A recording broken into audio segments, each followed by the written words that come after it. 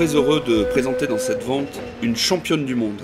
Championne du monde en 1992, une Peugeot 905, une voiture qui s'est couverte de gloire en endurance. 2 victoires 24 heures du Mans, plus un titre de champion du monde à Fiat.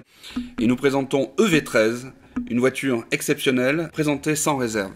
La maison Arcurial a des liens avec les 905 puisque c'est la 3e 905 que nous présentons et à chaque fois que nous sommes stupéfaits par ses performances et par le degré de technicité de ces voitures.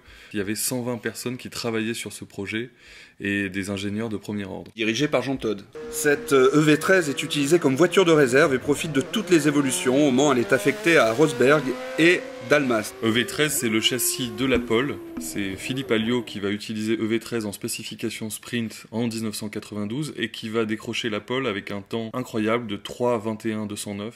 Parlons des 24 heures du Mans de 1993 où il y a un grand mystère puisque Philippe Alliot positionne une Peugeot sur la première place sur la grille de départ, réussissant un chrono exceptionnel de 3:24,94. Philippe Alliot, c'est l'homme des pôles dans l'équipe des Peugeot, c'est lui qui est le plus rapide pour les mettre en pole position. Mais là, incident, il sort complètement dans la nouvelle portion et le choc est violent et les dégâts sévères. Seul autorisé à conduire la voiture de réserve, Jean-Pierre Jabouille va boucler la fin de la séance avec une 905 qui porte sur ses flancs le numéro 2R. R comme réserve, EV13 est donc en 93 la voiture de réserve et l'équipe Peugeot est obligée de la sortir à la fin des essais. Alors certains indices laissent à penser, Pierre, que l'ampleur de la tâche de réparation des dégâts était bien trop grande et le délai de réparation trop court.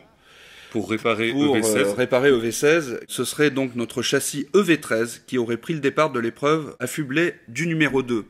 Car si la voiture de réserve avait couru à la place de celle de Philippe Alliot qui avait été accidentée, eh bien elle aurait pris le départ en dernière position. Il était tentant de faire tomber le R et de garder uniquement le numéro 2 pour démarrer en tête les 24 heures. Donc nous avons de très fortes présomptions pour dire que cette voiture est arrivée 3e au Mans en 1993.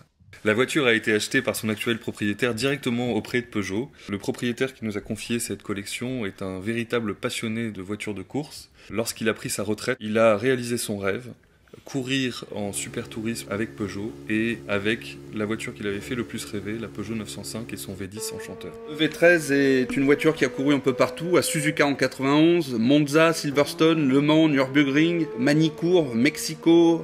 C'est une voiture donc exceptionnelle, estimée entre 700 000 et 1,2 million. C'est une véritable opportunité, je répète, sans prix de réserve.